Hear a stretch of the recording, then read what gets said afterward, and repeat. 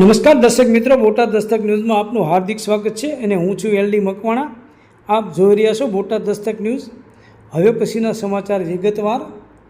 બોટાદના બહુમુખી પ્રતિભા ધરાવતા અનેક સામાજિક, ધાર્મિક, રાજકીય સંસ્થા સંગઠનો સાથે જોડાયેલા સામતભાઈ જેબલિયાના બોટાદ પાસેના તરગરા ગામના વતની છે અને તેઓ હાલ બોટાદ શુભમ કોમ્પ્લેક્સમાં તેમનું રેસિડેન્ટ છે અને તેમની ઓફિસ પણ શુભમ કોમ્પ્લેક્સમાં જ આવેલી છે.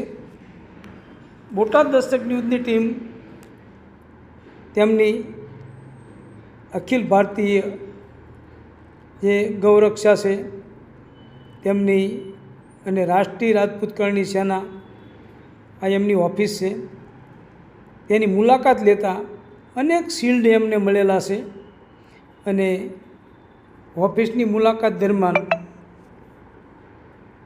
સામતભાઈના ઘણા બધા રૂપના દર્શન થયા અને સામતભાઈ ખરેખર સેવાભાવી અને લાગણીશીલ માણસ છે. તેઓ ખરેખર સમાજમાં એક સારી એવી નામના ધરાવે છે. કાઠી સમાજનું કહી શકાય કે એક હીર કહેવાય એવું એમનું વ્યક્તિત્વ છે. તેઓ સતત ગૌ સેવા અને લોકોની સેવા કરતા રહે છે. જ્યારે બોટાદ દસ્તક ન્યૂઝની ટીમ તેમની ઓફિસે ગઈ ત્યારે ત્યાં ખરેખર બહુ અલૌકિક વસ્તુ જોવા મળી હતી.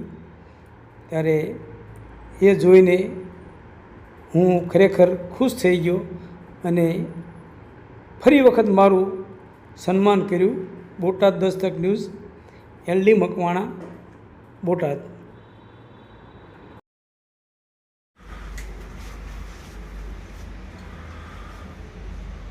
જય માતાજી, જય ગૌ માતા.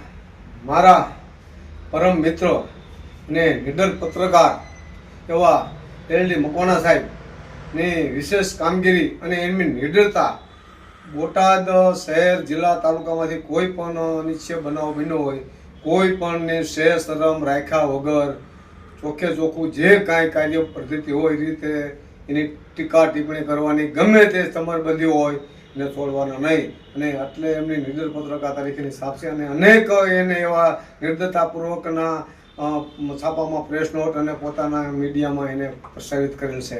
અને આ કામગીરીથી હું પ્રભાવિત થઈ અને આજ રોજ મારા નિવાસસ્થાને મારી ઓફિસે બોલાવી અને એલડી મકવાણા સાહેબનું વિશેષ સન્માન કરું છું. અગાઉ મેં એમનું પોલીસ સ્ટેશનની મારી પાસે મહિલા પોલીસ સ્ટેશનમાં એમનું મેં સન્માન કરેલ, પણ આ એમની અવારનવાર એની વિશેષ કામગીરી જોઈ અને મને એમ થયું કે ભાઈ ખરેખર આવા નિડર પત્રકારોને થોડુંક સન્માન કરી તો એને પ્રોત્સાહન મળે, એને બળ મળે કે આગળ પદ્ધતિમાં. અને આપણે એને ભગવાન સૂર્યનારાયણને અને ગાય માતાને પ્રાર્થના કરવી છે કે આવીને આવી નિડરતા તમને રહી અને આમાં આવા કાર્ય કરવામાં તમને ભગવાન સૂર્યનારાયણ અને ગાય માતા તમારી રક્ષા કરે, તમારી સાથે રહે.